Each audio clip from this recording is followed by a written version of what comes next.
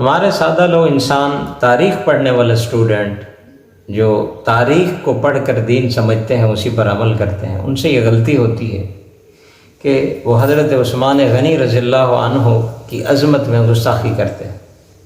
اگر زبان سے نہیں کرتے تو دل سے سمجھتے ہیں۔ تو دیکھیے، میں حضرت عثمان غنی رضی اللہ عنہ کی وکالت نہیں، قرآن مجید آپ کے لیے آپ کو بتانے بیٹھا ہوں۔ ویسے تو ہم وکیل ہیں، سارے صحابہ کے وکیل ہیں، لیکن یہ آپ ذہن نشین فرما لیں کہ اللہ تعالیٰ قرآن مجید پر ایمان، پورے قرآن مجید پر ایمان ہوگا تو آپ مسلمان ہوں گے۔ کافر ہونے کے لیے یہ ضروری نہیں ہے کہ آپ پورے قرآن مجید کا انکار کریں۔ اگر آپ ایک آیت کا بھی انکار کر دیتے ہیں تو آپ ایمان سے فارغ ہو جاتے ہیں، آپ کافر ہو جاتے ہیں۔ قرآن مجید میں اللہ تبارک و تعالیٰ نے صلح حدیبیہ کا وہ واقعہ ذکر فرمایا کہ جب آپ صلی اللہ علیہ وسلم صحابہ کو لے کر روانہ ہوئے، ان کی تعداد 1400 تھی۔ 1400 صحابہ کو لے کر آپ صلی اللہ علیہ وسلم عمرے کی غرض سے مکے کی طرف روانہ ہوئے۔ جب مکے والوں نے دیکھا کہ اتنا بڑا لشکر آ رہا ہے تو وہ خوف زدہ ہوئے اور انہوں نے راستے میں ہی رکنے کا کہہ دیا، داخل نہیں ہونے دیے۔ تو آپ صلی اللہ علیہ وسلم نے حضرت عثمان غنی رضی اللہ تعالیٰ عنہ کو اپنا سفیر بنا کر بھیجا مکے والوں کی طرف۔ جب حضرت عثمان کو وہاں سے لوٹنے میں دیر ہوئی تو ایک بات اڑائی گئی کہ حضرت عثمان غنی کو کیا کر دیا گیا ہے؟ شہید کر دیا گیا۔ اب آپ صلی اللہ علیہ وسلم نے ان 1400 صحابہ سے ایک بیعت لی کہ ہم قصاص عثمان لیے بغیر یہاں سے واپس، بدلہ لیے بغیر یہاں سے واپس نہیں جائیں گے۔ جب یہ بیعت کا سلسلہ ہو رہا تھا تو اللہ تبارک و تعالیٰ نے ارشاد فرمایا ان الذین یبایعونک، بے شک وہ لوگ جو کیا کر رہے ہیں؟ بیعت کر رہے ہیں۔ انما یبایعون اللہ، بے شک انہوں نے اللہ تبارک و تعالیٰ کی ہی بیعت کی ہے۔ ید اللہ فوق ایدیہم، اللہ تعالیٰ کا ہاتھ بھی ان کے اوپر۔ اللہ تبارک نے ارشاد فرمایا آگے جا کر فَسَيُؤْتِيهِ أَجْرًا عَظِيمًا، ان کو اللہ تعالیٰ نے اجر عظیم عطا کر دیا ہے۔ اب دیکھیے، صحابہ کو نہیں معلوم کہ حضرت عثمان غنی شہید ہوئے ہیں یا نہیں ہوئے، آپ صلی اللہ علیہ وسلم نہیں جانتے کہ شہید ہوئے ہیں یا نہیں ہوئے، اللہ کی ذات تو جانتی تھی کہ نہیں جانتی تھی۔ پھر بھی ان کے بیعت کرنے کے بعد 1400 صحابہ کے اللہ تبارک و تعالیٰ نے انعام کا کیا کر دیا؟ اعلان کر دیا، ساتھ اور تمغہ بھی دے دیا۔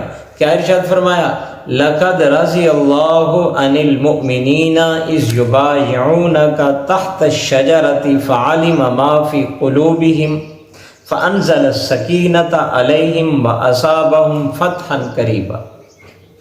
یہ قرآن مجید ہے، یہ کسی مورخ کی لکھی ہوئی کتاب نہیں ہے۔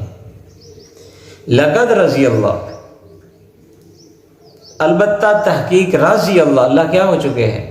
راضی ہو گئے۔ عن المؤمنین، کن سے؟ مومنوں سے۔ راضیہ ماضی کا صیغہ، اللہ تعالیٰ راضی ہو چکے ہیں۔ جب ایک دفعہ اللہ راضی ہو جائے پھر اللہ ناراض نہیں ہوتا۔ عن المؤمنین اذ یبایعونک، کن سے؟ اللہ جو یہ بیعت کر رہے تھے۔ تحت شجرہ، کہاں؟ درخت کے نیچے۔ ان سے اللہ نے ارشاد فرما دیا میں راضی ہو گیا۔ اللہ یہ تو ویسے ہی کر رہے تھے، بعد میں انہوں نے گمراہ ہو جانا ہے، جیسا کہ تاریخ والوں نے لکھا ہے نا، تاریخ والوں نے لکھ مارا ہے کہ بعد میں ایسے ہو گئے، بعد میں ویسے ہو گئے، بعد میں یہ ہو گیا، ہم نے مان لی۔ کیوں؟ کہ ہمارا جو رشتہ ہے وہ قرآن مجید سے نہیں، ہماری نسبت قرآن مجید سے نہیں، ہمارا ذوق قرآن مجید کے ساتھ نہیں ہے۔ اللہ تبارک نے ارشاد فرمایا فَعَلِمَ مَا فِي قُلُوبِهِمْ، تم فیصلہ کرو گے تو ظاہر کو دیکھ کر کرو گے۔ اللہ جب فیصلہ کرے گا تو اللہ ظاہر کو نہیں بلکہ اللہ دلوں کو جانتا ہے۔ یہ ان کی تقدیر لکھی ہی کس نے ہے؟ اللہ نے لکھی ہے۔ لکھنے والے نے کہہ دیا راضی اللہ، میں کیا ہو چکا ہوں؟ راضی ہو چکا ہوں۔ عالم ما فی قلوبہم، یہ تم ہمارے لیے بیان فرمایا تاکہ ہمارے دماغ بعد میں خراب نہ ہو جائے۔ اللہ تبارک و تعالی عالم ما فی قلوبہم، میں نے ان کے دلوں کو دیکھا، فانزل السکینۃ علیہم، فانزل السکینہ، پھر ان کے اوپر کیا نازل کیا؟ سکینہ نازل کیا، اصابہم، پھر اعلان کر دیا فتحا قریبا، اگلی فتح مکہ کی جو فتح ہے وہ کیا ہے؟ تمہارے لیے قریب ہے۔ اب ہم تاریخ پڑھ کر بیٹھ جاتے ہیں روڈوں پہ، چوکوں پہ، جی حضرت عثمان غنی فلاں کو لے آئے، اسے گورنر بنا دیا، اس کو بنا دیا، اس کو، یہ کس کی باتیں ہیں؟ تاریخ کی باتیں ہیں۔ پہلے سمجھیں کہ تاریخ کہتے کسے ہیں، قرآن کہتے کسے ہیں۔ قرآن مجید میں اللہ تبارک و تعالیٰ نے ارشاد فرمایا لا ریب فیہ، آپ اس میں شک نہیں کر سکتے، گنجائش بھی نہیں ہے۔ تاریخ، آپ ساری تاریخ کو جھٹلا دیں تب بھی آپ کے ایمان پہ کوئی حرف نہیں آئے گا۔ تاریخ اسے کہتے ہیں، دیکھیے شہر میں ایک واقعہ ہوتا ہے ہمارے زمانے میں، اسی دور کے اندر آپ 10 آدمیوں سے پوچھیں گے، 10 آدمی مختلف انداز میں بتائیں گے کہ 5 ایسے بتائیں گے کہ فلاں کا قصور ہے، 5 بتانے والے ایسے ہوں گے کہ دوسرے کا قصور ہے۔ اب ایک واقعہ جو تمہاری آنکھوں کے سامنے ہو رہا ہے، تم بھی کھڑے ہو وہاں، زمانہ بھی تمہارا ہے، شہر بھی تمہارا ہے، لوگ بھی تمہارے ہیں، اس کے مورخ، اس کے بیان کرنے والے اتنے زیادہ ہیں کہ آپ فیصلہ نہیں کر پاتے کہ کون سچا ہے، کون کیا ہے، کون کیا ہے، آیا یہ واقعہ ہوا بھی ہے کہ نہیں ہوا ہے۔ ان مورخوں نے 200 سال بعد، کسی نے 300 سال بعد، کسی نے 400 سال بعد کیا لکھی ہے؟ تاریخ لکھی ہے۔ اب اس تاریخ کو آپ نے لے لیا، قرآن مجید کو چھوڑ دیا۔ یاد رکھنا، یہ جو 1400 صحابہ تھے، اللہ تعالیٰ نے ان کی رضا کا کیا کر دیا؟ اعلان کر دیا۔ اگر آپ راضی نہیں ہوئے، اللہ نے کہا راضی اللہ، میں کیا ہو گیا؟ راضی ہو گیا۔ میں کہوں کہ میں راضی نہیں ہوں، میں راضی نہیں ہوں، کیونکہ میں نے اس مورخ کا کلمہ پڑھا ہے، میں نے اللہ کا کلمہ نہیں پڑھا، تو ایمان ختم ہو جائے گا۔